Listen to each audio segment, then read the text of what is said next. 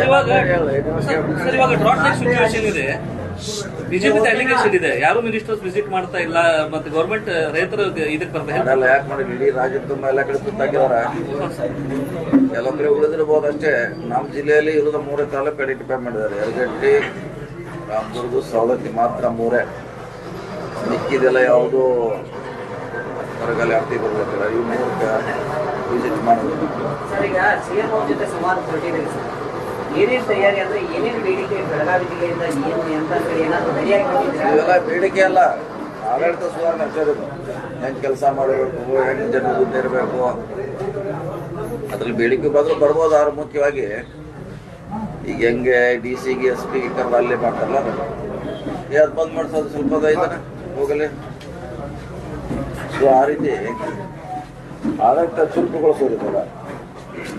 ಯಾರು ಬಂದರೂ ಬರ್ಬೋದು. ಆಯಾ ಜಿಲ್ಲೆದು ನಮ್ಮ ಜಿಲ್ಲೆದು ಏನಾರ ಇಂಪಾರ್ಟೆಂಟ್ ಇದ್ರೆ ಅದು ಬೇಕಾದ್ರೆ ಈಗ ನೋಡ್ರಿ DC ಅವ್ರು ಏನು ಲಿಸ್ಟ್ ಮಾಡಿದ್ರೆ ಚೆಕ್ ಮಾಡ್ತೀವಿ.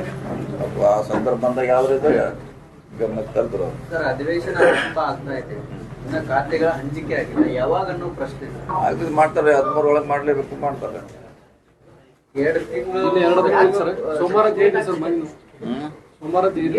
ಗೊಂದಲ ಆಗ್ತಾ ಇದೆ. ಗೊಂದಲ ಏನಿಲ್ಲ, ಗೊಂದಲ ಅಂತ ಇಲ್ವೇ ಇಲ್ಲ. ಮಾಡ್ಲೇಬೇಕು, ಮಾಡತ್ತಾರೆ. ಅದೇ ಪ್ರಶ್ನೆ ಮಾಡ್ಲೇಬೇಕಿಲ್ಲ. ಈಗ 13 ಒಳಗೆ ಮಾಡಬೇಕಲ್ಲ.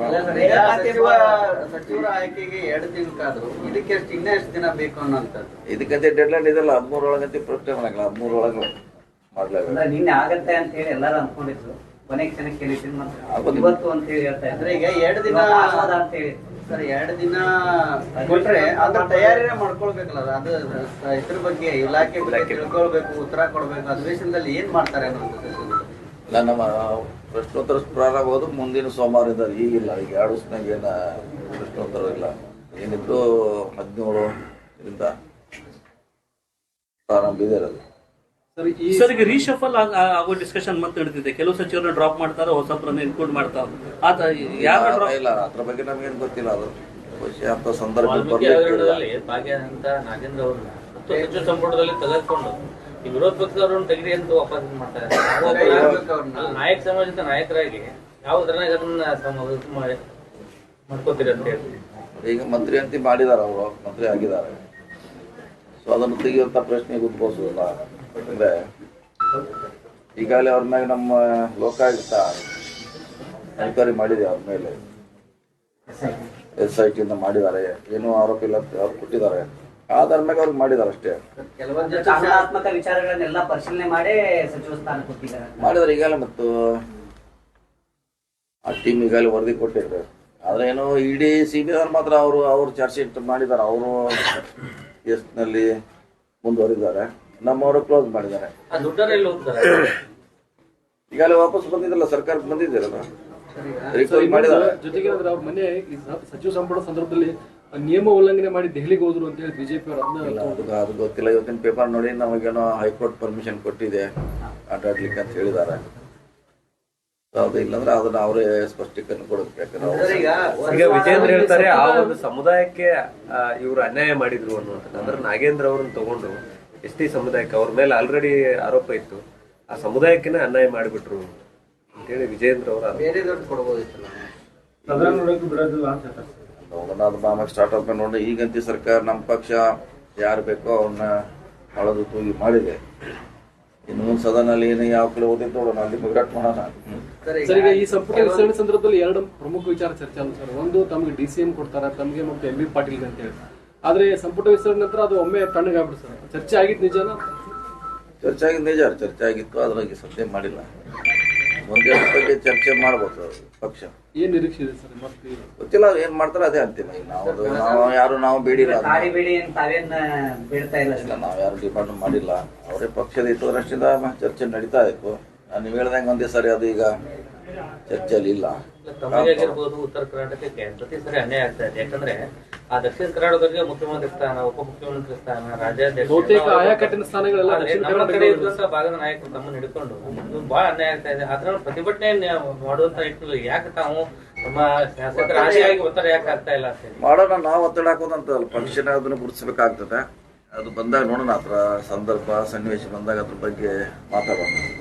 ಸರ್, ಇದ್ರ ಜೊತೆಗೆ ಸರ್ಕಾರದಲ್ಲಿ ಉತ್ತರ ಕನ್ನಡ ಶಾಸಕರ ಪಾತ್ರ ಹೆಚ್ಚಿನ ಸಂಖ್ಯೆ ಇದೆ. ಹಾಗಾಗಿ ಡಿಸಿಎಂ ಕೊಡಬಹುದಿತ್ತು ಅಂತ ನೋಡೋಣ, ಚರ್ಚೆ ಮಾಡೋಣ. ಪಕ್ಷದ ವೇದಿಕೆಯಲ್ಲಿ ಚರ್ಚೆ ಮಾಡ್ತೀವಿ, ಅದನ್ನು ಹೊರಗಡೆ ಬೇಡ, ಅಲ್ಲೇ ಚರ್ಚೆ ಮಾಡ್ತೀವಿ. ಸರ್, ಈಗ ಚುನಾವಣಾ ಸಮೀಪಿಸ್ತಾ ಇದೆ. ಸೊ 2 DCM ಬಹಳಷ್ಟು ಪಕ್ಷಕ್ಕೂ ಕೂಡ ಅದೇ ಹೇಳಿದ್ರೆ ನೋಡೋಣ, ಪಕ್ಷದ ವೇದಿಕೆಯಲ್ಲಿ ಚರ್ಚೆ ಮಾಡ್ತೀವಿ.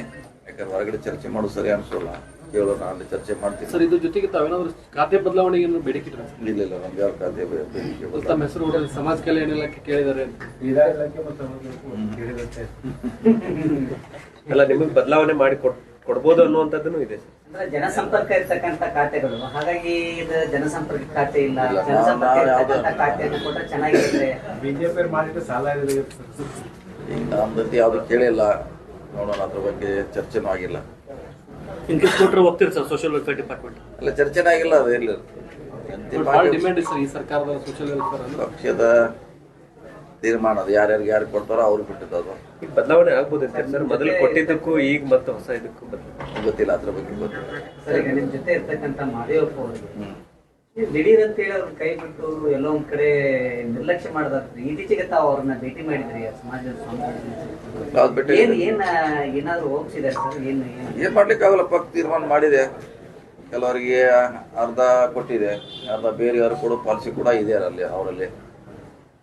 ಆ ಒಂದು ಪಾಲಿಸಿಯಲ್ಲಿ ಅವ್ರು ಸಿಕ್ಕಿರಕ್ಕಿಲ್ಲ. ಮತ್ತೆ ಅವ್ರಿಗೆ ಅವಕಾಶ ಇದೆ ಪಕ್ಷದಲ್ಲಿ ಕೆಲಸ ಮಾಡ್ಲಿಕ್ಕೆ, ಅವಕಾಶ ಇದೆ, ಅದು ಮಾಡಿ ಕೊಡ್ತಾರೆ ಪಕ್ಷದವರು. ತಮಿಳುನಾಡಿಗೆ ನೀರು ಬಿಡೋದಕ್ಕೆ ಸಭೆ ಇದೆ ಸರ್. ಈಗಾಗಲೇ ಎಕ್ಸಸ್ ಬಿಟ್ಟಿರಲ್ಲ, ಮತ್ತೆ ಜಾಸ್ತಿ 3 TMC ಹೆಚ್ಚಿಗೆ ಬಿಡಲಾಗಿದೆ. ಬಟ್ ಅವ್ರು ಬಿಟ್ಟೇ ಇಲ್ಲ ಅಂತೇಳಿ ಕೋರ್ಟಿಗೆ ಹೋಗಿದ್ದಾರೆ ಸರ್. 13ನೇ ತಾರೀಕು ಹೆರಿಂಗ್ ಇದೆ ದಿವಸ ಸರ್. 1 TMC ಹೋಗ್ತಾರೆ, 2 TMC ಹೋಗ್ತಾ ಇದೆ, 2 TMC ಪರ್ ಡೇ. ಮತ್ತೆ ನೀನೇನ್ ಬಿಡ್ಬೇಕು? ಅದಕ್ಕಿಂತ ಆಗಸ್ಟ್ 13ಕ್ಕೂ ಸುಪ್ರೀಂ ಕೋರ್ಟ್ ನಲ್ಲಿ ಮತ್ತೆ ಕೇಸ್ ಇಲ್ಲ, ಎಷ್ಟು ಬಿಡಬೇಕು ನೀರು, ಅದಕ್ಕಿಂತ ಎಕ್ಸಸ್ ಬಿಟ್ಟಿದ್ರು, ಎಕ್ಸಸ್ ಹೋಗಿಲ್ಲ. ಸರ್, ಈಗ ಸರ್, ಕರ್ನಾಟಕ ಬಂದಿದೆ ಅಂತ ವಾಪಸ್ ಒಂದು ಕರೆ ಕೊಡ್ತೀರಾ? ಅಂದ್ರೆ ಈ ವಿಷಯ ಮುಗಿದೋಗಿತ್ತು ಸರ್, ಜನರಿಗೆ ತಾವು ಸಮಸ್ಯೆ ಆಗುತ್ತೆ. ನಾಳೆ ಬಂದ್ ಕರೆ ಇದೆ. ಈಗೆಲ್ಲ ಮಳೆ ನ್ಯಾಚುರಲ್ ಆಗಿ ಜಾಸ್ತಿ ಆಗಿದೆ. ಆವಾಗ ನಾವು 3.5 TMCನ ಆದೇಶ ಮಾಡಿದ್ರು ಅಷ್ಟೇ. ಅದು ಈಗೆಲ್ಲ ಬರೀ ಅವರ್ ಲೆಕ್ಕದಲ್ಲಿ ಹೋಗ್ತಾ ಇದೆ ಈಗ. ಸೊ ಅದನ್ನ ಈಗ ಅದರ ಅವಶ್ಯಕತೆ ಇಲ್ಲ. ಈಗ ಬಂದ್ ಅವಶ್ಯಕತೆ ಇಲ್ಲ. ಬಟ್ ಬಂದ್ ಮಾಡಿದ್ರೆ ಜನರಿಗೆ ಸಮಸ್ಯೆ ಆಯ್ತು ಸರ್. ಯಾವ್ದು ಖಂಡಿತ ಆಗುತ್ತೆ, ಮತ್ತೆ ಅದ್ರ ಅವಶ್ಯಕತೆ ಇಲ್ಲ. ನಮ್ ಡ್ಯಾಮ್ ತುಂಬಿದೆ, ಓವರ್ಫ್ಲೋ ಆಗಿ ಎಕ್ಸಸ್ ನೀರು ತಮಿಳುನಾಡಿಗೆ ಹೋಗಿದೆ. ಸರ್, JDS ನಿಂದ ಏನ್ ಕಾಂಗ್ರೆಸ್ ಸೇರ್ಪಡೆ ಆಗಿದ್ದಾರೆ, ಅವ್ರು ಮತ್ತೆ ಮರಳಿ ಬನ್ನಿ ಅಂತೇಳಿ HD ಕುಮಾರಸ್ವಾಮಿ ಅವರು ಹೇಳಿಕೆ ಕೊಟ್ಟಿದ್ದಾರೆ. ಅದೇ ಸ್ವಾಭಾವಿಕ, ಅವರವರ ಪಕ್ಷಕ್ಕೆ ಸ್ಟ್ರೆಂಥನ್ ಮಾಡ್ಲಿಕ್ಕೆ ಚುನಾವಣೆ ವರ್ಷ ಇದು. ಯಾರ್ಯಾರು ತಮ್ಮ ಪಕ್ಷ ಗಟ್ಟಿ ಮಾಡ್ಲಿಕ್ಕೆ ಎಲ್ಲ ತಂತ್ರಗಳನ್ನ ಯುಟಿಲೈಸ್ ಮಾಡೋರು ಈಗೆಲ್ಲ. ಯಾರೋ ಒಬ್ಬರು ತುಮಕೂರು ಮತ್ತು ಬೆಳಗಾವಿ ದೊಡ್ಡ ಜಿಲ್ಲೆ, ಇವನ್ ಬೇರೆ 2 ಜಿಲ್ಲೆ ಮಾಡ್ಬೇಕಂತ ಹೇಳಿ ತಮ್ಮದು ಒಂದು ಆಗ್ರಹ ಇತ್ತು, ಚಿಕ್ಕೋಡಿ ಜಿಲ್ಲೆ ಮಾಡ್ಬೇಕು. ಅದು ಯಾವಾಗ ಬಂದಂತ ಮಿನಿಸ್ಟ್ರು ಮೊದಲಿನ ಆಗಿರ್ಬೋದು ಹೊಡಿತೀವಿ, ಬೇರೆ ಬೇರೆ ಮಾಡ್ತೀವಿ ಅಂತ ಹೇಳಿ ಹೇಳ್ತಾರೆ. ಅದು ಯಾವ್ದು ಆಗ್ತಾ ಇಲ್ಲ, ಯಾಕಂದ್ರೆ ಆ ಜನರ ಕೂಗು ಬಹಳ ಆಗ್ಬೇಕು, ಕಾಯೋಣ. ಅದಕ್ಕೆ ನಿರ್ದಿಸ್ಕಾದಿ ಇನ್ನೊಂದ್ ಸ್ವಲ್ಪ ಹೊತ್ತು ಕಾಯೋಣ. ಆದ್ರೆ ಒಳ್ಳೇದು, ಯಾಕೆ ಬಹಳ ದೊಡ್ಡ ಜಿಲ್ಲೆ ಇದೆ. ಸರ್, ಬೆಳಗಾವಿಗೆ ಇನ್ನೊಂದು ಸಚಿವ ಸ್ಥಾನ 3 ಬೇಡಿಕೆ ಇತ್ತು, 2 ಸಿಕ್ಕಿದಾವೆ. ಇನ್ನೊಂದು ಏನಾದ್ರು ಇನ್ನೊಂದು ಖಾತೆಯನ್ನು ಕೊಡ್ತಾರ ಅಥವಾ ಇಲ್ಲ? ಪಕ್ಷ ಅಲ್ಲ ಸರ್, ಈಗ ಮುನಿಯಪ್ಪ ಅವರ ರಾಜೀನಾಮೆ ಪಡೆದುಕೊಂಡು ಅವ್ರ ಮಗಳಿಗೆ ಕೊಡ್ಬೇಕನ್ನುವಂಥದ್ದು ಏನೋ ಚರ್ಚೆ ಆಗ್ತಾ ಇದೆ. ಇಲ್ಲ, ಅವ್ರು ಹೇಳಿದಾರೆ, ಅವ್ರಿಗೆ ಸ್ಪಷ್ಟೀಕರಣ ಕೊಟ್ಟಿದಾರಲ್ಲ, ಮಂತ್ರಿಗಳೇ ಹೇಳಿದ್ದಾರೆ. ಅಂತದ್ದು ಯಾವ್ದು ಇಲ್ಲ, ನಾನೇ ಇರ್ತೀನಿ ಅಂತ ಹೇಳಿದ್ದಾರೆ. ಸರ್ಕಾರದಲ್ಲಿ ಮಹಿಳಾ ಸಚಿವರೇ ಇಲ್ಲ. ಸೊ ಇದು ಒಂದು ಹಂತಕ್ಕೆ ನಿಮಗೆ ಒಂದು ಖಾಲಿ ಇಟ್ಟಿದ್ರಲ್ಲ, ಇದೆಲ್ಲ ಅವ್ರ ಸಂಬಂಧ ಖಾಲಿ ಇಟ್ಟಿದೀವಿ ಮಹಿಳೆಯರಿಗೋಸ್ಕರ. ಸಿದ್ದರಾಮಯ್ಯ ಅವರು ಹೇಳ್ತಾ ಇದ್ದಾರೆ ಕುರುಬಾ ಕೋಟ ಇದೆ, ಸೊ ಮಹಿಳಾ ಕೋಟ ಅಲ್ಲ ಕುರುಬಾ ಕೋಟ ಅನ್ನುವಂಥದ್ದನ್ನು ಕೂಡ ಚರ್ಚೆ ಆಗ್ತದೆ. ನೋಡೋಣ, ಅದಕ್ಕೆ ಪೆಂಡಿಂಗ್ ಇಟ್ಟಿದ್ದಾರೆ, ಸರಿ ಮಾಡ್ಲಿಕ್ಕೆ ಪೆಂಡಿಂಗ್ ಇಟ್ಟಿದ್ದಾರೆ. ನೋಡ್ರಿ, ಕಾದ್ ನೋಡೋಣ. ಈಗ ಸಿದ್ದರಾಮಯ್ಯ ಅವ್ರ ಮುನಿಸ್ ಏನಾದ್ರು ಕರೀತಾ ಇದ್ದಾರೆ ಅಂತ ಮೌನವಾಗಿ ನಾವ್ ಹೆಂಗ್ ಹೇಳ್ತೀವಿ ಎಲ್ಲದಕ್ಕೆ ಹೆಂಗ್ ಹೇಳೋದು? ಸಿದ್ದರಾಮಯ್ಯ ಅವ್ರ ಸಮಸ್ಯೆಗಳನ್ನ ನೀವ ಈಗ ಅವ್ರು ಅದನ್ನ ಸಮಸ್ಯೆ ಅವ್ರವ್ರು ಹೇಳ್ಬೇಕಲ್ಲ. ನಾವು ಬೆಳಗಾವಿ ಗೊತ್ತು, ನಾವ್ ಹೇಳೋದು ಬೇರೆಯವ್ರದ್ದು ಹೆಂಗು ಏನು ಸಮಸ್ಯೆ ನಾವ್ ಹೇಳಿಕ್ ಆಗೋಲ್ಲ. ಹೆಬ್ಬಾಳ್ಕರ್ ಅವರು ಹಿರಿಯ ಶಾಸಕರು, ಮಂತ್ರಿ ಆದಂತವ್ರು, ಅವ್ರಿಗೆ ಅನುಭವ ಇತ್ತು, ಅವ್ರಿಗೆ ಕೊಡ್ಬೇಕಾಗಿತ್ತು ಅಂತ ಹೇಳಿ ತಾವೇನಾದ್ರು ಆಗ್ರಹ ಮಾಡಿದ್ರೆ ಮಾಡಿದಲ್ಲ ಮುಂಚೆನ ಮಾಡ್ಯಾವ, ಈಗ ಎಲ್ಲಿ ಮಾಡೋದು ಪ್ರಶ್ನೆ ಬಂತು. ಮುಂಚೆನೇ ಹೇಳಿದ್ವಿ, ಸಾಕಷ್ಟು ಸಾರಿ ಅವ್ರಿಗೆ ಕೊಡ್ಬೇಕಂತ ಹೇಳಿದ್ವಿ. ಅವ್ರಿಗೆ ಸೀನಿಯರ್ ದಾರ ಅವ್ರಿಗೆಲ್ಲ ಮಾಹಿತಿ ಇದೆ ಅಂತ ಹೇಳಿದ್ವಿ. ಸಿದ್ದರಾಮಯ್ಯನವರ ಮುನಿಸಿ ಏನಾದ್ರು ಕಾಂಗ್ರೆಸ್ ಪಕ್ಷಕ್ಕೆ ಹಿನ್ನಡೆ ತರುತ್ತ ಅಂತ? ಅವ್ರ ಮುನಿಸವ್ರು ಇದಾರಲ್ಲ, ನಮ್ಮ ಪಕ್ಷದಲ್ಲಿ ಇದ್ದಾರೆ. ಮಾತಾಡ್ತಿಲ್ಲ. ಪಕ್ಷದ ಪರ ಕೆಲಸ ಮಾಡ್ತಾ ಹೇಳಿದ್ರೆ ಮತ್ತೇನ್ ಬೇಕ್ರಿ ಅಷ್ಟೇ. ಅಲ್ಲ, ಸಚಿವ ಸಂಪುಟ ವಿಸ್ತರಣೆ ಒಳಗೆ ಅವ್ರನ್ನ ಗಣನೆಗೆ ತೆಗೆದುಕೊಳ್ಳಿಲ್ಲ ಅನ್ನುವಂಥದ್ದು. ಅದು ಸರಿ ಮಾಡ್ಲಿಕ್ಕೆ ಇನ್ನು ಪೆಂಡಿಂಗ್ ಇಟ್ಟಲ್ಲ. ಈಗ ಒಂದು ಪೆಂಡಿಂಗ್ ಇಟ್ಟಿದ್ದ ಅದ ಅವ್ರ ಚರ್ಚೆಗೋಸ್ಕರ ಇಟ್ಟಿದ್ದಾರೆ. ವೇಟ್ ಮಾಡೋಣ, ಅದು ಸರಿ ಮಾಡ್ತಾರೆ ಪಕ್ಷ ವರಿಷ್ಠರೆಲ್ಲ ಕೂಡಿ. ಸಿಎಂ ಅವರ ಪರಮಾಧಿಕಾರವನ್ನೇ ಹೈಕಮಾಂಡ್ ಕಿತ್ಕೊಂಡಿದೆ ಅನ್ನುವಂಥದ್ದು ಸರ್. ಎಲ್ಲೇ ಸಚಿವ ಸಂಪುಟ ವಿಸ್ತರಣೆ ಇರ್ಬೋದು, ಖಾತೆ ಹಂಚಿಕೆ ಇರ್ಬೋದು, ಎಲ್ಲವೂ ಕೂಡ ಹೈಕಮಾಂಡ್ ನೇತೃತ್ವದಲ್ಲಿ ಆಗ್ಬೇಕಾ ಅನ್ನುವಂಥದ್ದು. ಹಂಗೇನಿಲ್ಲ, ಇವರು ಕೊಡ್ತಾರೆ, ಅವರು ಕೊಡ್ತಾರೆ, ಮಿಕ್ಸ್ ಮಾಡಿ ಮಾಡ್ತಾರೆ. ಇವ್ರದ್ದು ತಾವು ಇವ್ರು ಹೇಳಿದ್ದು ಮಾಡ್ತಾರೆ, ಅವರು ತಮಗೆ ಬೇಕಾದ ತಾವು ಮಾಡ್ತಾರೆ. ಹೈಕಮಾಂಡ್ ಅವರು ಸಿದ್ದರಾಮಯ್ಯ ಅವ್ರು ಹೇಳಿದ್ದು ಕೊಡ್ತಾರೆ, ಅಧ್ಯಕ್ಷ ಹೇಳಿದ್ದು ಕೊಡ್ತಾರೆ.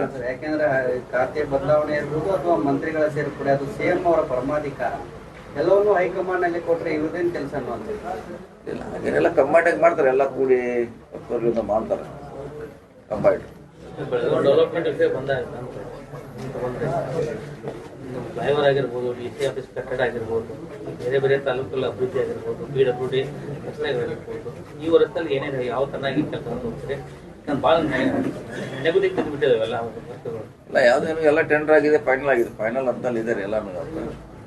ಫ್ಲೈಓವರ್ ಆಗಲಿ, DC ಆಫೀಸ್ ಎಲ್ಲ ಟೆಂಡರ್ ಆಗಿದಾವೆ. ಅದೇನು ಎನಿ ಟೈಮ್ ನಾವು ಕೆಲಸ ಸ್ಟಾರ್ಟ್ ಮಾಡಿಸ್ಬೋದಾಯ್ತು, ಸಮಸ್ಯೆ ಇಲ್ಲ. ನೀವು ಹೇಳ್ದಂಗೆ ಈ ಸಾರಿ ರಾಜ್ಯದಲ್ಲೇ ನಾವು ಬ್ರಿಡ್ಜಸ್ಗೆ ಹೆಚ್ಚು ಸೇತುವೆಗೆ ಫಂಡ್ಸ್ ಕೊಟ್ಟಿದ್ದೀವಿ.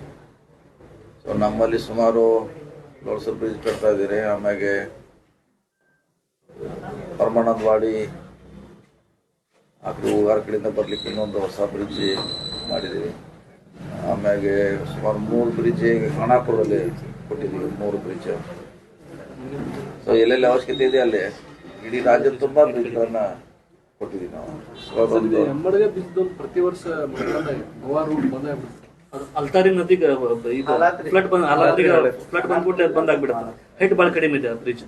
ಅದ ಲಾಸ್ಟ್ ಟೈಮ್ ಹೊಸದ್ ಮಾಡಿ ಅದಲ್ಲ. ಇಲ್ಲ ಸರ್, ಈ ಕಡೆ ಖಾನಾಪುರ ದಾಟಿ ಸರ್, ಹೆಮ್ಮಡ್ಗ ರೋಡ್ ಸರ್, ಹೆಮ್ಮಡ್ಗ ಖಾನಾಪುರ ಹೆಮ್ಮಡ್ಗ. ಬಹಳ ಹಳೇದು ಇದೆ ಸರ್ ಅದು. ಭೀಮಗಢ ಕನೆಕ್ಟ್ ಆಗ್ತದಲ್ಲ, ಒಳಗಡೆ ಹೋಗೋದು ಯಾಕೆ ಹಾಲಾತ್ರಿ ಹೇಳುತ್ತೆ ಸರ್. ಸುಮಾರು ಒಂದು ಹಳ್ಳಿ ಹೋಗಿ ಒಂದ್ಸಲ ಹೋಗಿ ನೋಡಿದಿಲ್ಲ. ಹಾಲತ್ರಿ ಡಿಪ್ ಕೆಳಗಿದೆ, ಡಿಪ್ ಕೆಳಗಡೆ 3 ಬ್ರಿಡ್ಜ್ ತೊಗೊಂಡ್ರಿ. ಬಹುಶಃ ಅದು ಇದೆಯಲ್ಲ ಗೊತ್ತಿಲ್ಲ, ಚೆಕ್ ಮಾಡ್ತೀನಿ. 3 ಬ್ರಿಡ್ಜ್ ಕೊಟ್ಟಿದ್ದೀವಿ ಅವ್ರಿಗೆ. ಕುರ್ಚಿ ಬ್ರಿಡ್ಜ್ ಒಂದು ಯಾವಾಗ ಮುಗಿತೈತಿ? ಕುರ್ಚಿ ಬರೋದು ನಮ್ಮ KRDCಯಲ್ಲಿ ಇದ್ದಾರೆ. ಅದು ಡಿಸೆಂಬರ್ 8ಗೆ ಟೈಮ್ ತೊಗೊಂತಾರೆ. ಡಿಸೆಂಬರ್ 8 ಆ್ಯಕ್ಚುಲಿ ಲಾಸ್ಟ್ ಟೈಮ್ ಮುಗಿಬೇಕಿತ್ತು ಅದು. ಅದು ಸರ್ಕಾರದಲ್ಲಿ ಅವರು 10 ವರ್ಷದ್ದು ಅದು ಯೋಜನೆ ನಮ್ಗೆ ಎಕ್ಸೆಸ್ ಅಮೌಂಟ್ ಕೊಡುತ್ತಾ ಅವರು ಡಿಮಾಂಡ್ ಮಾಡಿದ್ದಾರೆ. ಅದು ಕ್ಯಾಬಿನೆಟ್ಗೆ ಹೋಗ್ಬೇಕಾಗಿದೆ. ಅದು ಅಲ್ಲಿ ಅಪ್ರೂವ್ ಆದಮೇಲೆ 6 ತಿಂಗಳ ಮುಗಿಸ್ತಾರೆ. ನಿಪ್ಪಾಣಿ ಕಾರದಗ ಬ್ರಿಡ್ಜ್ ಒಂದು ಹಂಗೆ ಉಳಿದ್ಬಿಟ್ಟಿದ್ದಾರೆ. ಕಾರದಗ ಬ್ರಿಡ್ಜ್ ಅದು ಸೇಮ್ ಅದು KRDCಯಲ್ಲಿ ಅಲ್ಲ. 3 ಬ್ರಿಡ್ಜ್ ಇದೆ ಕೃಷ್ಣಾ ನದಿ ಮೇಲೆ, 3. ಅದೆಲ್ಲ ಸೇಮ್ ಪ್ರಾಬ್ಲಮ್ನಿಂದ ನಿಂತಿದ್ದೆ. ನಮಗೆ ಎಕ್ಸೆಸ್ ಕೊಡಿ 10 ವರ್ಷ ಆಯಿತು. ಅದು ಕ್ಯಾಬಿನೆಟ್ಗೆ ಹೋಗ್ಬೇಕು. ಅದು ಅಪ್ರೂವ್ ಆದ್ಮೇಲೆ ಡಿಸೆಂಬರ್ನಾಗ ಮುಗಿಸ್ತೀವಿ. ಮುಂದಿನ ಮಳೆಗಾಲ ಕಳೆದ 3 ವರ್ಷದಿಂದ ಮಹಾನಗರ ಪಾಲಿಕೆಗೆ 3 ಕೋಟಿ ನಿಧಿ ಸಂಗ್ರಹ ನಿಂತು ಹೋಗಿದೆ. ಸರ್ಕಾರದ ಅದರಿಂದ ಸಾಕಷ್ಟು ಸರ್ಕಾರ ಕೂಡ ಗೊತ್ತಿಲ್ಲ, ನಮ್ಗೆ ಕೇಳಿ ನೋಡ್ಬೇಕು. ಯಾಕಂದ್ರೆ ನಮ್ಗೆ ಹೇಳಿಲ್ಲ ಅವ್ರು, ಯಾರು ನಮ್ಮ ಕಡೆ ಬರೋದಿಲ್ಲ, ಹೇಳೋದು ಚರ್ಚೆ ಮಾಡೋದಿಲ್ಲ, ಗೊತ್ತಾಗಲ್ಲ ನಮಗೆ. ಬಂದು ಹೇಳ್ಬೇಕು ಅವರು. ಲಾಸ್ಟ್ ಟೈಮ್ ಹೇಳಿದ್ರು ಅವ್ರು ಯಾರು ನಮ್ಮ ಕಡೆ ಬರೋಲ್ಲ. ಇಲ್ಲ, ಕಾರ್ಪೊರೇಷನ್ ಒಂದು ಬೆಳಗಾವಿ ಅಡ್ಮಿನಿಸ್ಟ್ರೇಷನ್ಗೆ ದೂರನ ಇದ್ದಂಗೆ ಐತಿ. ಹೇಳಿಲ್ಲ, ನಿಮ್ ಬಹಿರಂಗವಾಗಿ ಹೇಳಿದ್ವಿ ನಮ್ಮ ಕಡೆ ಬರೋಲ್ಲ, ಚರ್ಚೆನೂ ಬಿಡಲ್ಲ, ಕೇಳೋಣ ಅಂತ ಹೇಳಿದ್ವಿ. ಈಗ ರಸ್ತೆ ಹಾಳಾಗಿ ನೋಡಂಗಿಲ್ಲ. ನಮಗೆ ಕೇಳಿದ್ರೆ ನಾವು ಪ್ರಯತ್ನ ಮಾಡ್ತೀವಿ.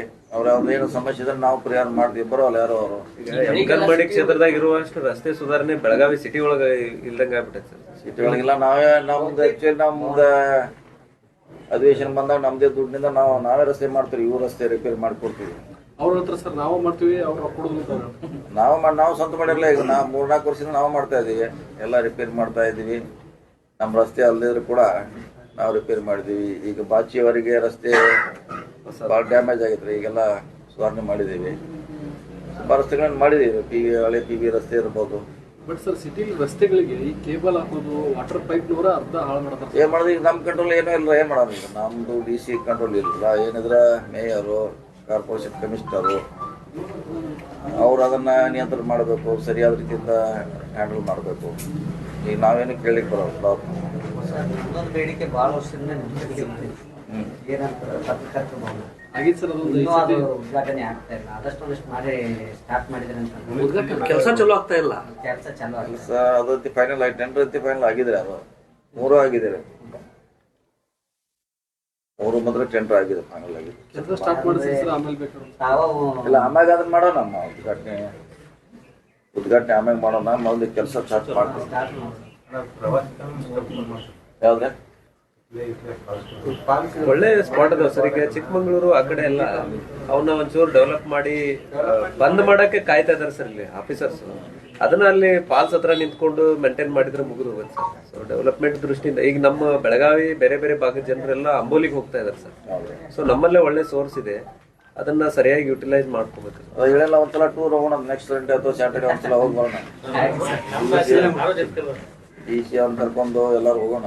ಅವರು ಪ್ರವಾಸ ಇದ್ದೀನಿ, ಫಾರೆಸ್ಟ್ನವರು ಇವತ್ತೆಲ್ಲ ನೋಡಿದ್ರೆ ಕಾರಿಡಾರ್ ಮಾಡ್ಬೋದು ಸರ್. ಕಾನಾಪುರ, ಬೈಲಹೊಂಗಲು ಜೊತೆಗೆ ಸೌದತ್ತಿಯಿಂದ ಮಾಡಿದ್ರೆ ಅನ್ನೆಸೆಸರಿ ಜನ ಬರೋದು ಅದೇ ನಂದಗಡು, ಖಾನಾಪುರ ಬಾಂಧವ ಫಾಲ್ಸ್ಗಳಿದೆ ಸರ್. ರಾಯನಂದ ಇದೆ, ಜೊತೆ ಕಿತ್ತೂರು ಪಾಲರಲ್ಲಿ ಚೆನ್ನಮ್ಮ ಕೋಟೆ, ಬೈಲು ಒಂದ್ ಮಾಡೋಣ. ಅದಕ್ಕೋಸ್ಕರ ನಾ ಹೇಳಿದ್ದೀನಿ ಒಂದ್ಸಲ ಹೋಗೋಣ ಅಂತ. ನಮಗೂ ಟೈಮ್ ಸಾಲಿಲ್ಲ, ಇದು ಮಂತ್ರಿಮಂಡಲ ವಿಸ್ತರಣೆಯಲ್ಲಿ ಒಂದ್ಸಾರಿ ಹೋಗಿ ಬರೋಣ.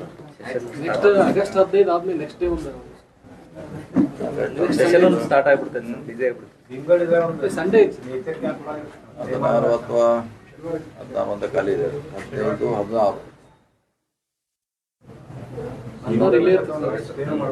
ಅಂದ್ರೆ ನಮ್ದೇನಂದ್ರೆ ಸರ್, ಒಂದ್ಸರಿ ನೋಡ್ ಬಂದ್ರೆ ಜನರ ಡಿಮ್ಯಾಂಡ್ ಎಲ್ಲರೂ ಕೂಡ ನೋಡೋಣ.